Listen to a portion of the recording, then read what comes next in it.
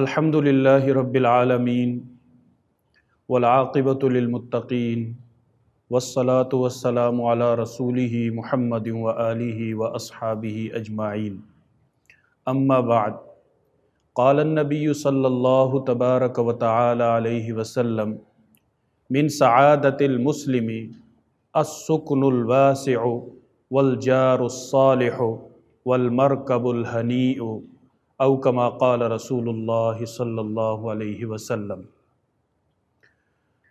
محترم ناظرین و سامعین، السلام علیکم ورحمۃ اللہ وبرکاتہ۔ گزشتہ نشست میں آپ کے سامنے جس عنوان پہ گفتگو کی گئی تھی وہ عنوان تھا خوش قسمت انسان جناب رسول اللہ صلی اللہ علیہ وسلم کی نظر میں۔ اسی عنوان کا دوسرا حصہ جس میں ہم گزشتہ عنوان پہ بھی ایک اجمالی نظر ڈالیں گے اور اس کے ساتھ ساتھ اسی عنوان کے ضمن میں نحوست کا تصور حدیث رسول کی روشنی میں اس پر بھی انشاءاللہ العزیز اختصار کے ساتھ بات کی جائے گی۔ جناب رسول اللہ صلی اللہ علیہ وسلم نے فرمایا کہ خوش قسمت انسان وہ ہے جسے دنیا میں تین چیزیں مل جائیں، ایک کشادہ گھر، دوسرا نیک اور صالح اچھا پڑوسی، اور ایسی سواری جو اچھی ہو، آرام دہ ہو، اور ایک حدیث پاک کے اندر آتا ہے کہ ایسی سواری جو تمہیں تمہارے قافلے کے رفقاء کے ساتھ ملا دے۔ تو حدیث رسول کی روشنی میں اگر کسی انسان کو یہ تین چیزیں حاصل ہیں تو وہ دنیا کے اندر خوش قسمت انسان ہے، اسے اللہ رب العزت کا مکمل طور پہ اور ہمیشہ کے لیے شکر ادا کرنا چاہیے۔ ایسے آدمی کا ناشکری کا کوئی بھی کلمہ اپنی زبان سے ادا کرنا یہ کفران نعمت ہے جو کہ اللہ رب العزت کو پسند نہیں ہے۔ اور میں نے یہ بات آپ کے سامنے عرض کی تھی کہ الحمدللہ آج بہت سارے لوگ، اکثریت ایسی ہے کہ جن کو یہ تینوں ہی نعمتیں حاصل ہیں اور بڑے اچھے انداز سے حاصل ہیں۔ گھر کے کشادہ ہونے سے اگر یہ مراد لی جائے کہ اپنا ذاتی ہو تو میرا خیال ہے یہ بھی نہیں ہے، بلکہ رہنے کے لیے گھر ہو، بھلے کرائے کا ہو، جس میں انسان خوش ہو، اور وہ گھر کشادہ ہو جس میں کسی قسم کی پریشانی نہ ہو، تو ایسا گھر بھی اگر کسی کو حاصل ہے تو وہ اللہ رب العزت کا شکر ادا کرے کہ مولا کریم آپ نے مجھے اتنی گنجائش دی ہے کہ میں اتنے بڑے اور کشادہ گھر کے اندر رہ رہا ہوں، میں اس پہ آپ کا شکر ادا کرتا ہوں۔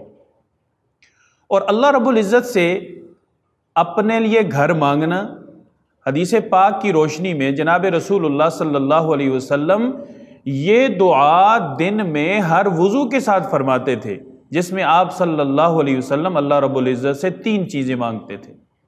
اللہم اغفر لی ذنبی ووسع لی فی داری وبارک لی فی رزقی۔ مولا کریم میرے گناہوں کو معاف فرما دیں، مجھے کشادہ گھر عطا فرما دیں، اور میرے رزق کے اندر برکتیں عطا فرما دیں۔ کشادہ گھر اللہ کے رسول صلی اللہ علیہ وسلم نے مانگا اور اپنی امت کو تعلیم دی کہ اپنے رب سے اپنے لیے کشادہ اور وسیع گھر کا سوال کرو، یہ اللہ رب العزت کی بہت بڑی نعمت ہے۔ تو اس سے یہ بھی ثابت ہوتا ہے کہ جناب رسول اللہ صلی اللہ علیہ وسلم کا یہ دعا بار بار مانگنا، ایک تو اس دعا کی اہمیت اور دوسرا یہ وقت قبولیت۔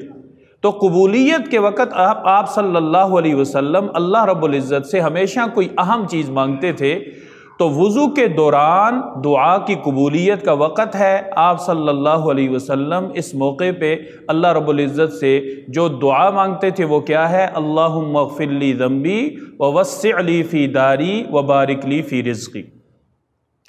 آپ صلی اللہ علیہ وسلم سے کچھ مزید دعائیں جو انتہائی جامع اور انتہائی عمدہ الفاظ میں، کیونکہ اللہ رب العزت نے آپ صلی اللہ علیہ وسلم کو جوامع الکلم کا ایک عظیم اور ایک عجیب معجزہ عطا فرمایا تھا۔ آپ بہت بڑے بڑے مضامین کو چند لفظوں میں بیان فرما دیتے تھے۔ آپ صلی اللہ علیہ وسلم سے جو دعائیں مختلف موقعوں پہ ثابت ہیں، ویسے عام حالات میں اللہ رب العزت سے جو دعائیں آپ صلی اللہ علیہ وسلم فرماتے تھے، تو بزرگوں نے ان دعاؤں میں سے کچھ کا انتخاب کیا ہے، اور وضو کے ہر عمل کے ساتھ بزرگ ایک دعا مانگا کرتے تھے۔ یہ دعائیں اپنی اصل کے اعتبار سے جناب رسول اللہ صلی اللہ علیہ وسلم سے ثابت ہیں، لیکن اس موقع پہ اللہ کے رسول صلی اللہ علیہ وسلم سے پڑھنا ثابت نہیں ہے، تو انہیں سنت سمجھے بغیر، قبولیت کا وقت سمجھتے ہوئے ہمیں چاہیے کہ ہم دوران وضو ان دعاؤں کا اہتمام کریں جو بزرگوں کے مجربات میں سے بھی ہے، اور عمدہ الفاظ اور جوامع الکلم کے ساتھ مانگی ہوئی دعائیں بھی ہیں۔ مثال کے طور پہ جب ہم وضو شروع کرتے ہیں تو سب سے پہلے ہاتھ دھونے کے بعد کلی کرتے ہیں، تو بزرگ اس موقع پہ، ہمارے اکابرین اس موقع پہ جو دعا، مسنون دعا جو آپ صلی اللہ علیہ وسلم سے دعا ہونے کی حیثیت سے ثابت اور منقول ہے، لیکن اس موقع پہ نہیں ہے، لیکن یہ قبولیت کا موقع ہے، اس اعتبار سے اور اس موقع کو غنیمت جانتے ہوئے ہمارے بزرگ جو دعا مانگتے تھے وہ کیا ہے؟ کلی کرتے ہوئے اللہم اعنی علی تلاوت ذکرک۔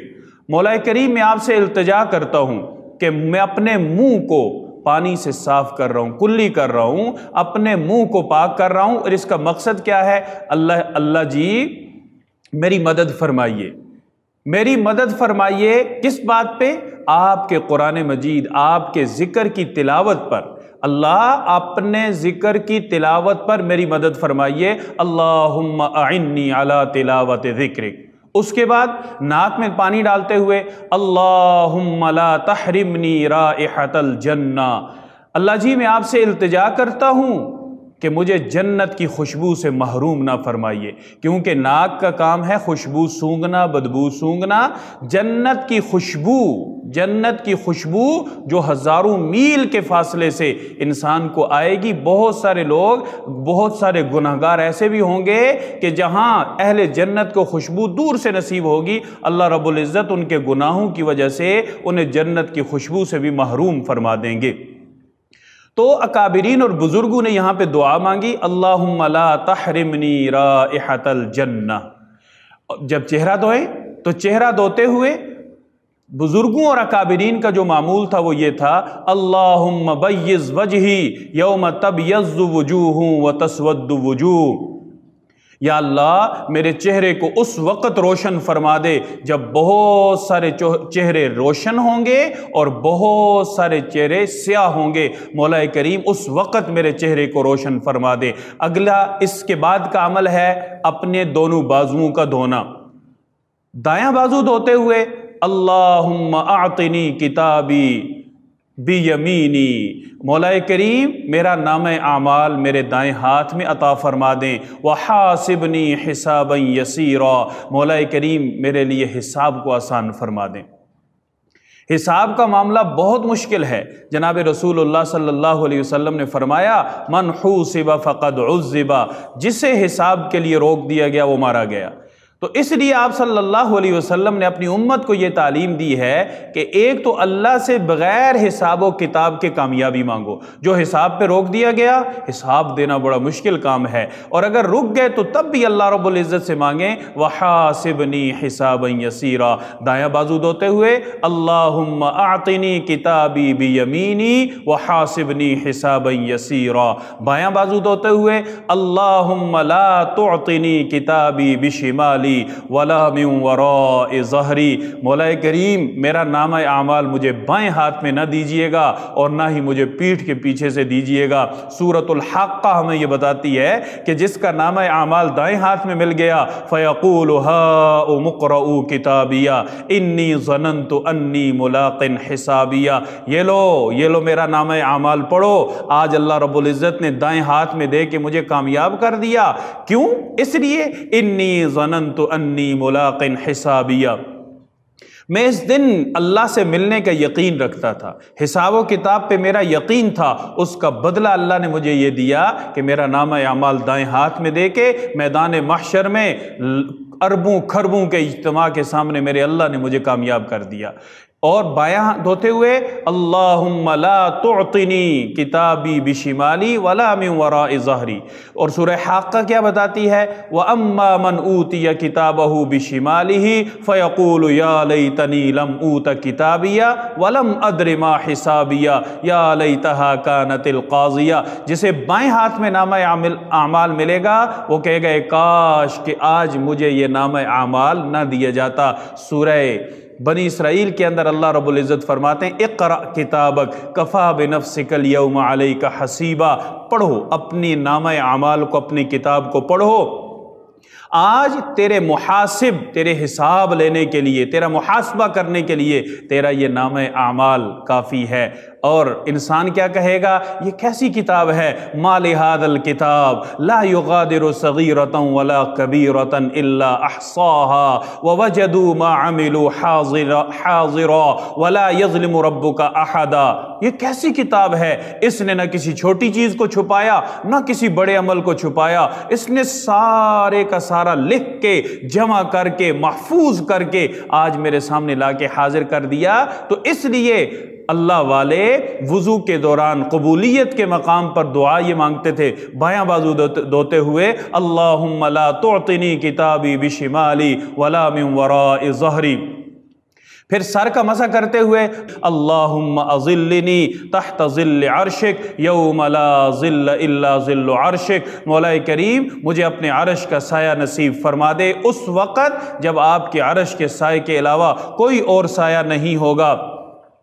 اس کے بعد انسان کانوں کا مسح کرتا ہے اللہم اجعلنی من الذین یستمعون القرآن فیتبعون احسنا، اللہ کریم مجھے ان لوگوں میں سے بنا دے جو تیرا قرآن سنتے ہیں، جن کے کانوں کے اندر موسیقی، غیبت، دوسروں کے بارے میں گفتگو، کسی کی دل آزاری، بری گفتگو ان کے کانوں میں نہیں جاتی۔ اللہ میرے کانوں کو اپنے قرآن کی سماعت کے لیے استعمال فرما دے، اور قرآن سننے کے بعد وہ لوگ فیتبعون احسنا، اس کے بعد وہ قرآن مجید کی اچھے طریقے سے اتباع بھی کرتے ہیں، قرآن پہ عمل بھی کرتے ہیں۔ کانوں کا مسح کرتے ہوئے اللہم اجعلنی من الذین یستمعون القرآن فیتبعون احسنا، اللہ کریم مجھے ان لوگوں میں سے بنا دیجئے جو تیرا قرآن سنتے ہیں، خوب توجہ سے سنتے ہیں، اور پھر اس کے بعد آپ کے قرآن کی بات بھی مانتے ہیں، اس پر عمل بھی کرتے ہیں، اپنی زندگی پہ اسے لاگو بھی کرتے ہیں۔ پھر گردن کا مسح ہے اللہم غشنی برحمتک، اللہ مجھے اپنی رحمت سے ڈھانپ لے۔ کتنی خوبصورت دعائیں ہیں، اگر ہم یہ یاد کر لیں، وضو کے دوران بھی پڑھیں، چلتے پھرتے پڑھیں، جب بھی ہاتھ اٹھائیں اپنے اللہ سے یہ دعا مانگیں، بیت اللہ کے اندر اللہ رب العزت لے جائیں، وہاں پر ہاتھ اٹھا کے بیت اللہ کا طواف کرتے ہوئے اللہ رب العزت سے مانگیں، افطاری کے وقت، سحری کے وقت، نماز کے بعد، نماز سے پہلے، سنتوں اور فرضوں کے درمیان، اسی طریقے سے اذان اور اقامت کے درمیان اگر ہم یہ دعائیں مانگیں، کتنی خوبصورت اور شاندار دعائیں ہیں۔ اس کے بعد پاؤں دھوتے ہوئے، دایاں پاؤں دھوتے ہوئے اللہم ثبت قدمی علی الصراط یوم تزل فیہ الاقدام، مولا کریم میرے پاؤں کو جما دے، اپنے پل صراط سے گزرتے ہوئے میرے پاؤں کو جما دے اس وقت جب بہت سارے لوگوں کے پاؤں پھسل جائیں گے۔ پل صراط ایک طویل اور ایک لمبی مسافت کا نام ہے، ایک مشکل ترین گھاٹی کا نام ہے، جس سے پار ہونے والا ہمیشہ کے لیے پار ہے، جس سے گر جانے والا ہمیشہ کے لیے ناکام ہے، اور اس سے گرنے والے نیچے جہنم منہ کھولے ہوئے آگ اپنے الاؤ کے ساتھ، اور جہنم کی وادیاں، جہنم کی گھاٹیاں نیچے منہ کھولے ہوئے سانپ اور بچھو اس کے منتظر ہیں۔ اگر کوئی آدمی دنیا میں اس دعا کا اہتمام کرے گا اللہم ثبت قدمی علی الصراط یوم تزل فیہ الاقدام، مولا کریم اس وقت میرے قدموں کو مضبوطی اور ثبات نصیب فرما دے جب پل صراط سے بہت سارے قدم ڈگمگا جائیں گے۔ بایاں پاؤں دھوتے ہوئے اللہم اجعل سعیا مشکورا وذنبا مغفورا وتجارتا لن تبور، اللہ میری کوشش کو کامیاب فرما دے، بہت سارے لوگ ایسے ہوتے ہیں جن کی زندگی بھر کی کوششیں ناکام ہو جاتی ہیں، بڑے بڑے عابد زندگی کے آخری لمحات میں ڈگمگا جاتے ہیں۔ بلعم بن بعورہ، اس کا تذکرہ قرآن مجید کے اندر ہے۔ ایک وہ وقت تھا جب اس کی زبان سے نکلی ہوئی کوئی دعا رد نہیں ہوتی تھی، اور ایک وہ وقت آیا اسی رب نے جو اللہ اس کی دعا رد نہیں کرتے تھے وہی اللہ، انہوں نے کیا کہا؟ اس کی مثال کتے کی سی ہے، اوپر بوجھ لا دو تب بھی ہامتا ہے، نہ لا دو تب بھی اس کی زبان نکلی ہوئی ہے۔ اللہ رب العزت نے اسے مسترد کر دیا، اس کی ساری دعاؤں کو ریجیکٹ کر دیا، اس کی ساری عبادات کو منسوخ اور معطل کر دیا، اس کی کوئی عبادت اس کے کام نہ آئی۔ ابلیس نے 7000 سال تک عزازیل کے نام سے اللہ رب العزت کے آسمانوں پہ فرشتوں کی سرداری کرتے ہوئے عبادتیں کی، اللہ نے مسترد کر دیا۔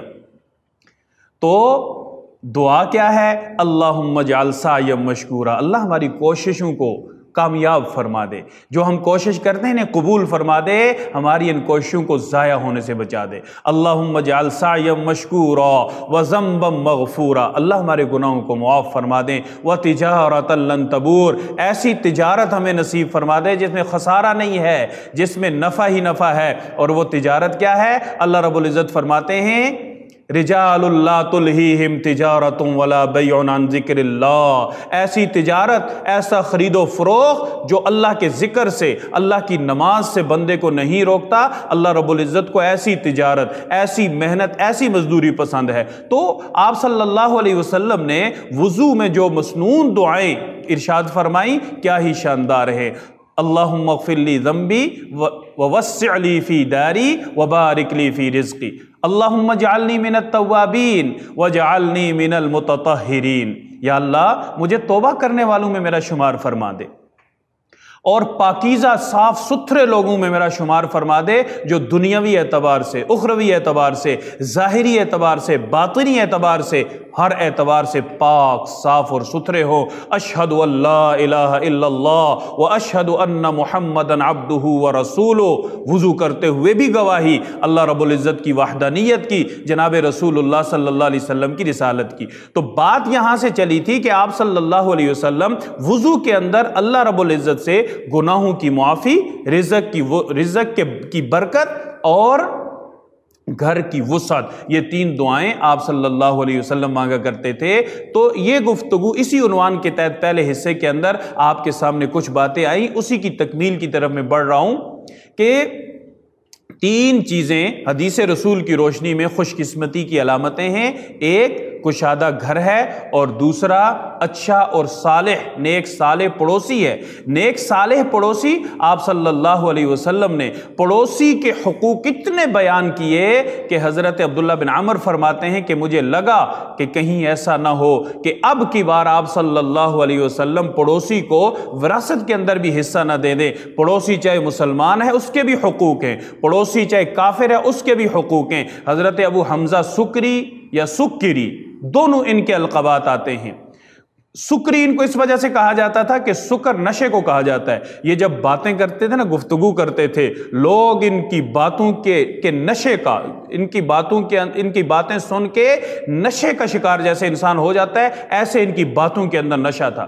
اور سکر یہ چینی کو کہتے ہیں، اتنی میٹھی گفتگو ہوتی تھی کہ لوگوں کے کان میٹھے ہو جاتے تھے، زبانیں میٹھی ہو جاتی تھی، اور اتنے با اخلاق اور با کردار۔ ظاہر ہے یہ بھی کسی محلے میں، کسی علاقے میں رہتے تھے، پیسوں کی ضرورت تھی، گھر پہ لگا دیا کہ یہ گھر برائے فروخت ہے۔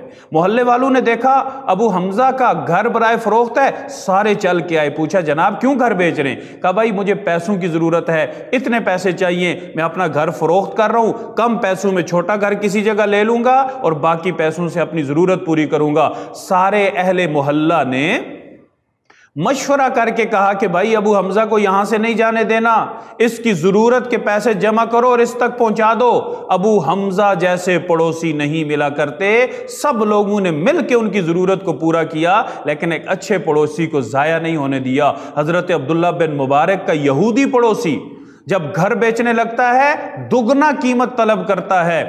ڈیلر، دکاندار، خریدنے والے کہتے ہیں جناب اس جگہ پہ تو گھر کی قیمت اتنی زیادہ نہیں ہے، آپ دگنا کیوں طلب کر رہے ہیں؟ تو وہ یہودی جو مسلمان نہیں تھا کہنے لگا کہ آدھی قیمت گھر کی ہے، آدھی قیمت عبداللہ بن مبارک کے پڑوس کی ہے، کہ تمہیں گھر تو کہیں بھی مل جائے گا لیکن عبداللہ بن مبارک جیسا پڑوسی نہیں ملے گا۔ یہ ہے اسلام، یہ ہے خوش قسمت لوگ، یہ ہے سعادت مندی، یہ ہے خوش نصیبی جنہیں عبداللہ بن مبارک جیسا پڑوسی مل جائے۔ آج بھی ایسی مثالیں موجود ہیں، ایسے محلے اور ایسے علاقے آج بھی موجود ہیں جہاں پر کوئی ایک آدمی محلے میں موجود ہو، کسی کی جرت نہیں ہوتی محلے میں کسی گھر کی طرف آنکھ اٹھانے کی، اور بہت سارے ایسے بھی ہیں کہ جو محلے کے اندر ہو لوگ ان کے شر سے بچنے کے لیے اپنے دروازے بند رکھتے ہیں، اپنے بچوں کو باہر نہیں نکلنے دیتے، گھر سے باہر خود کم نکلتے ہیں کہ کہیں اس شریر انسان کا سامنا نہ ہو۔ تو اچھا پڑوسی خوش قسمتی اور سعادت مندی کی علامت ہے، اور برے پڑوسی سے اللہ کے رسول صلی اللہ علیہ وسلم نے پناہ مانگی ہے، یا اللہ مجھے برے پڑوسی سے پناہ عطا فرما دے۔ جو پڑوسی مستقل ہو، اس لیے کہ سفر کا پڑوسی وہ تو عدلتا بدلتا رہتا ہے، آپ نے خود فرمایا اللہ مجھے ایسے پڑوسی سے پناہ نصیب فرما دے جو مستقل، جس کا میرے ساتھ رہنا سہنا ہو، جو عدلتا بدلتا رہتا ہے، آج ایک آیا کل دوسرا، آج ایک سواری میرے ساتھ بیٹھی سفر میں کل دوسری، آج قافلے میں ایک آدمی شامل ہوا کل دوسرا۔ تو میرے بھائیوں، میرے عزیزوں اور میری مسلمان ماؤں اور بہنوں، ہم اپنی زندگی پہ غور کریں کہ ہم کون سی کیٹیگری میں ہیں۔ کیا ہم خوش قسمتی کی علامت ہیں، یا اس کے برعکس جو دوسری چیز میں بیان کرنے لگا ہوں، اسلام میں نحوست کا تصور؟ جناب رسول اللہ صلی اللہ علیہ وسلم نے فرمایا کہ ہمارے دین اور ہمارے مذہب میں نحوست کا تصور نہیں ہے۔ جیسے آج ہم لوگ کیا کہتے ہیں، جب سے یہ بہو ہمارے گھر میں آئی ہے ہم نے چین نہیں دیکھا، ہر چیز کم ہوتی جا رہی ہے، تجارت میں نقصان ہو رہا ہے، بیٹے کو نوکری نہیں مل رہی، بیٹے کی ترقی نہیں ہو رہی، فلاں پریشانی ہے جب سے یہ بہو آئی۔ اس کا مطلب یہ کہ یہ لوگ سمجھتے ہیں کہ اس خاتون کے آنے کی وجہ سے ہمارے گھر میں نحوست آ گئی۔ یقین کریں یہ تصور ہندوؤں کا ہے 100%، اسلام سے اس کا کوئی تعلق نہیں ہے۔ اسلام تو یہ کہتا ہے کہ عارضی ایک مہمان آپ کے گھر میں آئے وہ بھی اپنا رزق لے کے آتا ہے۔ بہو جو کسی کی بیٹی ہے وہ جب کسی کے گھر میں آتی ہے اپنا دائمی رزق لے کے آتی ہے، کیونکہ اس گھر میں وہ ہمیشہ رہنے کی نیت سے آئی ہے، اپنا گھر سمجھنے کی نیت سے آئی ہے۔ اللہ رب العزت اس کے آنے کی وجہ سے رزق میں اضافہ فرماتے ہیں ان لوگوں کے رزق میں جو اس پہ یقین رکھتے ہو، جو اسی انتظار میں ہو کہ برتن ٹوٹ جائے اور ہم کہیں یہ اس کی نحوست کی وجہ سے ٹوٹا ہے۔ ایسا نہیں ہے۔ جب سے یہ بچی پیدا ہوئی ہے ہمارے گھر میں ہم نے تو کوئی دن بھی خوشی کا نہیں دیکھا، ایسا بھی نہیں ہے۔ جب سے میں نے یہ گاڑی لی ہے نا کبھی چین کا سفر نصیب نہیں ہوا، ایسا بھی نہیں ہے۔ نحوست نہیں ہے اسلام میں۔ ہاں آپ صلی اللہ علیہ وسلم نے فرمایا کہ اگر نحوست ہوتی، اگر میرے دین میری شریعت میں نحوست کا کوئی تصور ہوتا تو وہ تصور ہوتا گھر میں، گھر منحوس ہوتا۔ اگر نحوست کا تصور ہوتا بیوی یہ منحوس ہوتی، اگر نحوست کا تصور ہوتا تو سواری یہ منحوس ہوتی۔ تصور نہیں ہے، لیکن اگر ہوتا تو ان میں ہوتا۔ اس کا مطلب یہ ہے کہ اس کے علاوہ جو ہم نے بہت ساری چیزوں کو منحوس بنا لیا ہے۔ کوئی کہتا ہے جی ماہ محرم منحوس ہے، اس میں شادی نہیں کرنی۔ ٹھیک ہے جی، ماہ محرم میں شادی نہیں کرنی۔ اس دن ایک آدمی مجھ سے پوچھ رہا تھا کہ ہم نے اپنی بیٹی کی شادی کرنی تھی، دن طے تھے، کوئی خاتون آئی یا کوئی مرد آیا، اس نے کہا نہیں سفر بڑا مشکلوں کا مہینہ ہے، اس میں شادی نہیں کرنی۔ چلو محرم منحوس ہو گیا، سفر مشکلوں کا ہو گیا، ربیع الاول میں جناب رسول اللہ صلی اللہ علیہ وسلم کی رحلت ہو گئی۔ اسی طریقے سے کرتے کرتے 12 کے 12 مہینے کوئی خوشی نہیں منانی، بس بیٹھ جاؤ، غم مناتے رہو، روتے رہو۔ یہ ہمارا مذہب نہیں ہے، یہ ہمارا دین نہیں ہے۔ فطری چیزوں کو نحوست یا عدم نحوست سے روکنا ایسے ہی ہے۔ ایک آدمی کو بھوک لگی ہو، وہ کھانا مانگے تو گھر والے کہیں نہیں، صبح 8 بجے سے لے کے 12 بجے تک کا وقت منحوس ہے، اس وقت ناشتہ نہیں کرنا۔ وہ بیچارہ بھوک سے بلک رہا ہے، 12 بج گئے، نہیں اب زوال کا وقت ہے، اس وقت ناشتہ نہیں کرنا۔ اب ظہر ہو گئی، اب اور منحوس وقت شروع ہو گیا، اس ٹائم پہ تو ہمارے گھر میں فلاں کام ہوا تھا، نہیں۔ یہ فطری چیز ہے۔ ایک آدمی قضائے حاجت کے لیے جانا چاہتا ہے، یہ فطری چیز ہے۔ آپ واش روم کا دروازہ بند کر دیتے ہیں، نہیں نہیں نہیں نہیں یہ منحوس وقت ہے، اس وقت واش روم میں نہیں جانا۔ اسی طریقے سے شادی بیاہ یہ فطری چیزیں ہیں، فطری چیزوں کو مقید نہ کریں۔ اگر آپ اپنی فطری چیزوں کو، فطری تقاضوں کو اس طرح مقید کرتے رہے تو اپنی زندگی کو ایک بوتل میں بند کر کے ڈھکن ٹائٹ کرنے والی بات ہے، ایک وقت آئے گا سانس رک جائے گا۔ نحوست نحوست نحوست کرتے کرتے ہم اپنی زندگی کو اجیرن بنا دیں گے، ہمارے لیے سانس لینا مشکل ہو جائے گا۔ سانس نہیں لینا یہ بڑا منحوس وقت ہے۔ تو نحوست کا تصور اسلام میں نہیں ہے۔ آپ صلی اللہ علیہ وسلم نے فرمایا اگر ہوتا تو گھر میں ہوتا۔ گھر کی نحوست کیا ہوتی؟ گھر کی تنگی۔ گھر اتنا تنگ ہے کہ بیڈ لگانے کی بھی اچھے طریقے سے جگہ نہیں ہے، 2 مہمان آ جائیں رکھنے کی جگہ نہیں ہے، کبھی ایک کی منت کبھی دوسرے کی منت، تو یہ گھر باعث راحت تو نہ ہوا نا۔ گھر راحت کے لیے ہوتا ہے، اس میں راحت نہیں ہے، یہ نحوست ہو سکتی ہے۔ جیسے ہمارے ہاں آپ نے دیکھا ہوگا جہاں پہ آبادیاں کسی منصوبہ بندی سے نہیں بنتی، وہاں پہ خود لوگ گھر بناتے ہیں، گلیوں کو تنگ کرتے ہیں۔ کسی دور میں بڑی سڑک ہوتی تھی، اس بڑی سڑک پہ ایک آدمی نے ادھر دکان بنائی، دوسرے نے سامنے بنا لی، بھائی اس نے جو بنا لی، اس کے بعد اس نے شیڈ آگے نکالا، اس نے بھی نکال لیا، شیڈ نکال کے اس نے آگے ٹھیا لگایا، اس نے بھی، کرتے کرتے دکانیں تو بہت ساری بند گئیں، بندہ گزرنے کی جگہ نہیں ہے۔ مجھے ایک دوست نے بتایا کہ لاہور کے اندر میں ایک جگہ گیا، وہاں پر جو گھر تھے وہاں فوتگی ہو گئی، گلی سے چارپائی اندر نہیں جا سکتی تھی۔ اللہ اکبر، خود ہم نے گلیاں بند کی نا۔ تو میں نے کہا میت کو کیسے نکالا؟ انہوں نے کہا ایک بندے کی گزرنے کی جگہ ہے ان کی گلی میں، اور میت بیچارے کو کپڑے میں ڈالا، کپڑے میں ڈال کر گلی سے باہر لائے روڈ تک، اور وہاں چارپائی رکھی ہوئی تھی، وہاں پہ میت کو چارپائی پہ رکھا۔ کوئی بیمار ہو جائے اسے اٹھانے کے لیے چارپائی گلی کے اندر نہیں جا سکتی، کپڑے کے اندر بیمار کو ڈالا جاتا ہے سامان کی طرح، اور لا کے باہر کسی چارپائی یا گاڑی پہ رکھا جاتا ہے۔ یہ ہے نحوست۔ ایسے گھر نحوست کی علامتیں جہاں نہ رستہ باعث خوشی ہے، نہ انسان کو اپنے گھر کے اندر جا کے آسمان نظر آتا ہے، نہ زمین نظر آتی ہے، نہ کھڑکی نظر آتی ہے، نہ ہوا آتی ہے، نہ روشنی آتی ہے۔ فرمایا اگر گھر کی نحوست ہوتی تو ان تنگ گھروں کے اندر نحوست ہوتی۔ اس لیے رحمت دو عالم صلی اللہ علیہ وسلم نے اللہ رب العزت سے کشادہ گھر مانگا۔ دوسرے نمبر پہ فرمایا کہ اگر نحوست کا تصور ہوتا تو بیوی، عورت، اس کے اندر نحوست ہوتی۔ لکھتے ہیں کہ حضرت مولانا شبیر احمد عثمانی رحمہ اللہ کے حوالے سے حضرت مولانا مفتی محمد تقی عثمانی دامت برکاتہم العالیہ لکھتے ہیں کہ بیوی اور میاں اگر نیک ہوں، ایک ہوں، دنیا میں جنت بن جاتی ہے۔ نیک اور ایک کا مطلب کیا ہے؟ دونوں کے دل میں اللہ کا خوف ہو۔ جو اللہ رب العزت کا خوف رکھتا ہے اپنے دل میں، وہ کسی کی حق تلفی نہیں کرتا۔ اور ایک ہونے کا مطلب کیا ہے؟ طبیعت مل جائیں۔ اگر میاں بیوی کی طبیعت نہیں ملتی، ساری زندگی چخ چخ، صبح اٹھتے ہی جھگڑا، دوپہر جھگڑا، شام جھگڑا، دفتر جاتے جھگڑا، دفتر سے آتے جھگڑا، ایسا گھر جہنم بن جاتا ہے۔ یہ ہے نحوست۔ اس کے مد مقابل نیک صالح بیوی، وہ دنیا میں جنت کی علامت ہے۔ آج کل کی ہماری بہنیں اس چیز کا احساس نہیں کرتی کہ بھائی ہم تو گھر کے اندر ہیں، 2 بچے ہیں ہمارے، ان 2 بچوں سے ہمارا واسطہ ہے، تیسرا ہمارے پاس چولہا ہے اور چوتھا جھاڑو ہے۔ ہم جھاڑو سے الجھ کے جو ہمیں غصہ آتا ہے وہ بھی ہم بچا کے رکھتی ہیں شوہر کے لیے۔ چولہے پہ کھڑے جو گرمی، جو آگ کا سیک، اس سے جو غصہ آتا ہے وہ بھی بچا کے رکھتی ہیں شوہر کے لیے۔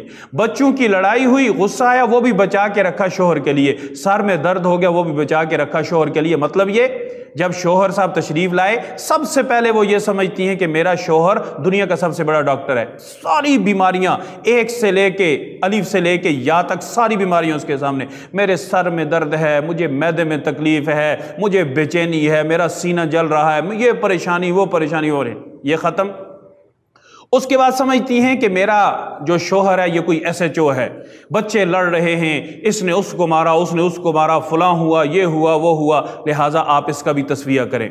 گھر میں جھاڑو دیتی ہوں، میری کمر میں تکلیف ہو گئی، لہٰذا آپ اس کا بھی ازالہ کریں۔ اسی طریقے سے چولہے پہ میں کھڑی رہتی ہوں، میری کمر میں تکلیف ہو گئی۔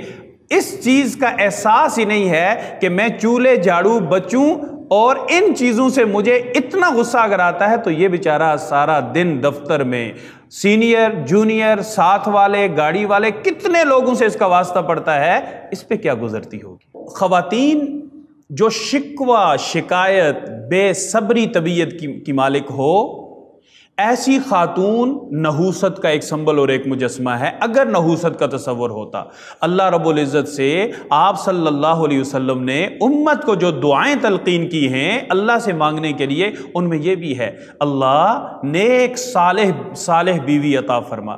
نیک صالح بیوی یہ دنیا میں جنت کی علامت ہے، اور اگر نحوست کا تصور ہوتا، بد زبان بد کلام خاتون۔ حضرت ابو ہریرہ رضی اللہ تعالیٰ عنہ فرماتے ہیں، ایک خاتون کا تذکرہ ہوا اللہ کے رسول صلی اللہ علیہ وسلم کے سامنے، فرمایا بہت نیک، بہت پرہیزگار، روزہ نماز تسبیحات سب کچھ مکمل ہے، زبان ٹھیک نہیں ہے۔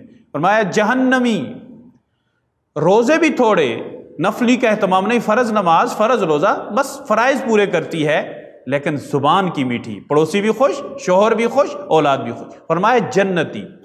یہ اتنی بڑی چیز ہے انسان کی زبان کا، انسان کے عمل کا، موقع کی مناسبت سے گفتگو کرنا، اپنے شوہر کو تسلی دینا۔ صحابیات کی زندگی کی تو اتنی پیاری مثالیں ہیں کہ بیٹا فوت ہوا اور شوہر نے سفر سے واپس آنا تھا ایک عرصے کے بعد، بیٹا لخت جگر فوت ہوا، ماں نے کیا کیا؟ غسل دے کے بستر پہ لٹایا، اوپر چادر دے دی، شوہر تشریف لائے، پوچھا بچے کا کیا حال ہے؟ کہا سکون میں ہے۔ سو گئے، صبح اٹھی، ناشتہ کیا، ناشتہ کروا کے جب بالکل تسلی ہوگی، فرمایا اگر کوئی آدمی کسی کو کوئی امانت دے اور پھر وہ واپس لے لے تو کیا کرنا چاہیے؟ کہا جی دے دینا چاہیے۔ رونا دھونا تو نہیں چاہیے؟ نہیں بالکل، کسی کی امانت ہے لے لے۔ کہا اللہ رب العزت نے ہمیں امانت دی تھی بیٹا، رات اللہ نے واپس لے لیا، وہ بستر پہ پڑا ہوا ہے، جائیں اسے لے جائیں اور اس کی تجہیز و تکفین کا انتظام کریں۔ یہ ہے اسلام۔ اللہ اکبر۔ بیٹے کی موت پہ بھی مسلمان خواتین اپنے شوہروں کا دل نہیں دکھایا کرتی تھی، انہیں پریشان نہیں کرتی تھی۔